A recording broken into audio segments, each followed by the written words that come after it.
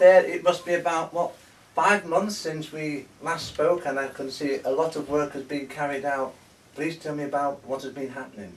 Right, well, once we got started at the beginning of the summer, the demolition stage lasted a very long time, probably long. Skips and skips of stuff came out of the building. But in the last 2 weeks we finally got to the stage where insulation is starting to go in. And this is probably where you can see best the various different stages of insulation that are going in. This here, well, you can see up into the roof that we've got Kingspan, a couple of layers of Kingspan and some other insulation. And this is also, this area here is waiting to have some insulation, and you can see in the opposite bedroom that it's already gone in. I remember at one time looking at the mineral felt here, you were interested in putting sheep's wool in as insulation. How did that go? Sheep's wool was only ever specified for underneath the ground floor, but unfortunately that's had to be abandoned. Partly because of how fast we could get the materials on site, and partly a trade-off with cost on a special Velux window that we also needed, which was necessary for Otley, for this property being in Otley's conservation zone. So a difficult decision. And in fact, in this room that we are now, there is one of the Velux windows that you refer to, which I understand is double glazed and filled with argon gas, which makes it very energy efficient, and from what I understand, more so than building regulations. Is there anything that you know about the technicality? No, but you can ask my architect. It's his specification, and I was happy to go along with it. But I'm very happy that in general he has pitched the design of the project at above building regs specifications for energy efficiency.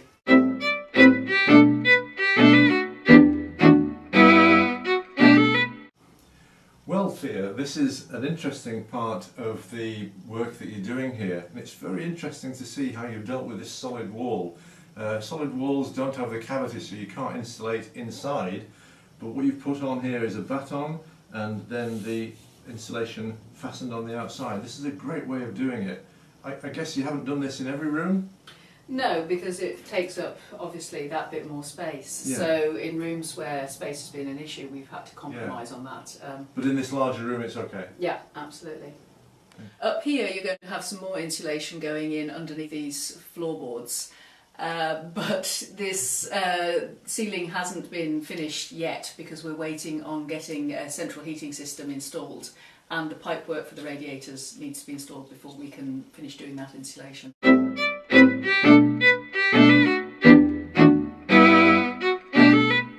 Here we are, Nick, in the attic room. There has been explaining to us some of the work which has been carried out. We would very much welcome your technical expertise on some of the insulation that has been fitted. Okay, the insulation here is a Celotex insulation. It's a rigid insulation, and we've fitted 75mm of it between the rafters.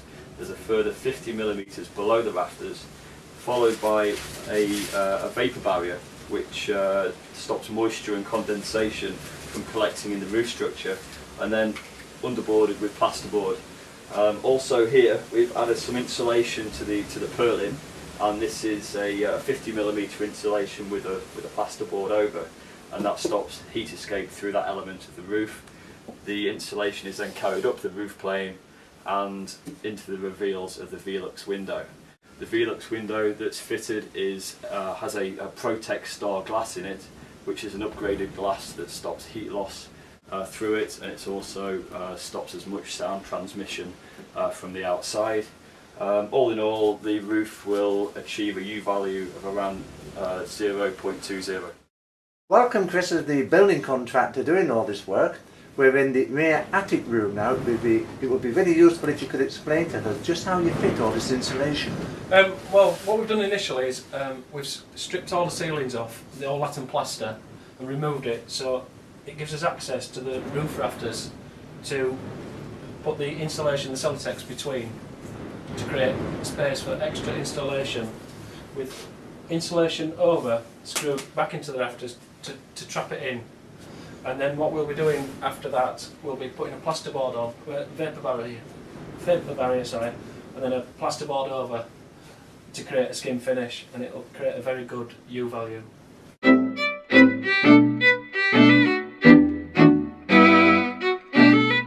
We're in the ground floor room now, Chris. Is there anything about this window that is worth your while telling us about? Yes, we've removed the old window and the old single glaze window and replaced it with a new sliding sash, double glaze units with K-glass, which is more thermal efficient than the old and will perform better. And then onto the existing wall that's adjoining it, we're going to batten it out and put a K18 thermal board on, which has got a plasterboard bonded to it, mechanically fixed with some screws. And then we're going to overskim the whole wall, and it'll make the whole structure more thermal efficient for the new kitchen area.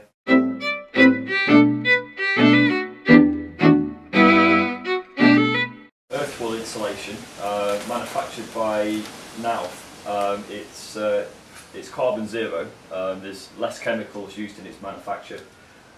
There's no coloration put into it. You can see it's quite brown and in appearance, and they plant trees to offset any additional carbon used during the manufacturing process, so end result being zero carbon. We're going to lay this between the existing floor joists, supported on strawberry netting, 150mm of it, to give us the best thermal performance possible. This board here below it that you can see is manufactured by Kingspan. It's called a K18 board, 62mm thick, with 50mm of rigid insulation bonded to a plasterboard. This is then mechanically fixed back to the external walls to increase thermal performance of the walls.